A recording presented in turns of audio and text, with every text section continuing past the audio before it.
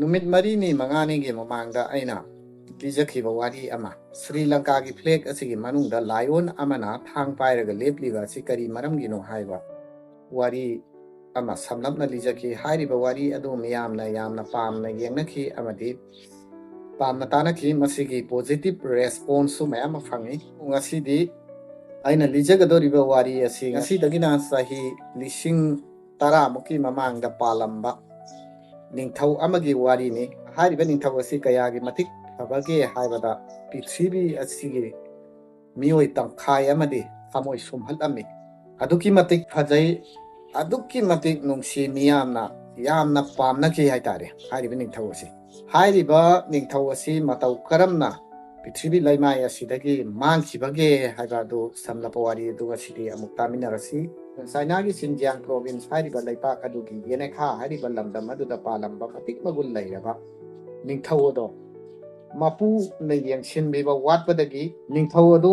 manung matam sadana henki amasung mullaga sahudi मेरे साथ अन्याय हुआ है मेरे साथ अन्याय हुआ है माँ खराब हो जाएगा मैं अम्मा बहन पे आ जाऊंगा मैं इनकी अम्मा बहन पे आ aduga miyamda karigumba question ama hanjage maru aina especially Meitei sil inaw sing dai tare misai sil inaw sing na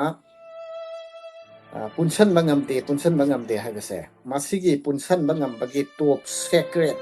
wari ama khak lai reality ni go masigi kana gumba Meitei sil inaw sing na Meitei asi ngasi okobuda pun bangamte ado punba pam lagadi hairiba wari ado reality da point ahum khatang lai ko Meitei punbade yam laina thokadaba adubu matam di khara sangani matam sangla basu sangna point ahum khatang aikoina study tawu tare haribu point ahum masi study tawragadi Meitei asi yam na punba yai ko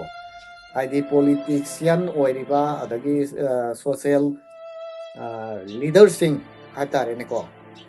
hai sing sing ngasi opawada mod amata oina punba ngamde aro masing ngamnana bagi damakta point ahum khak study tawul darkar lai hai bo point ahum madu study tawragadi Manipur lamdam asida Meitei yam laina punsinba ngamgani haiwa pamase ai ya chetpa thajabani adu masigi wari asi mathang video da lira kanura masigi akhang ai saena thambira kadoira meyamna comment da thambiramo lira o hairagadi exactly lizarake masigi point ahum sibu tas tawraba Manipur da lairiba Meitei punamak amata oina punba ngamgani ko for example da Islam lining chatiba Meitei panghal Muslim isilenaw sing amadi Christian lining chatiba isilenaw sing di punbadi yam laiko Christian lining chatiba isilenaw sing su Sunday numita lecture ma tawkra loire all Manipur adum pun sebada adum pun gani adudagi Meitei panghal isilenaw sing su irai numita Friday numita message sama ka kapra loire world like Muslim puna makun ba yabagi udong chaba dum like ko asumna punsin ba amata oiba culture ngakmin na ba inap lining ngakning lagadi point ahum da focus taw tai hai ba point ahum madu tas taw ragadi Meitei silinaw yam laina pun ba ya khajan ko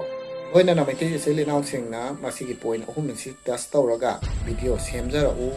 ra natraga na sema kanura haiba do ai video asi kanagumba xyz Meitei silinaw sing na yengbi ba thuragadi comment da thambiramu semo hairagadi semjarake video do yam laina punba yai ko aikoina social media da du da kolaw law udraga so aina haiba point ahum asibu tas tawraba sahi ani ahum gino matungda Meitei punba da yam laina thokada jani phare ngasi gidi video mati asina lo sinjarake thank you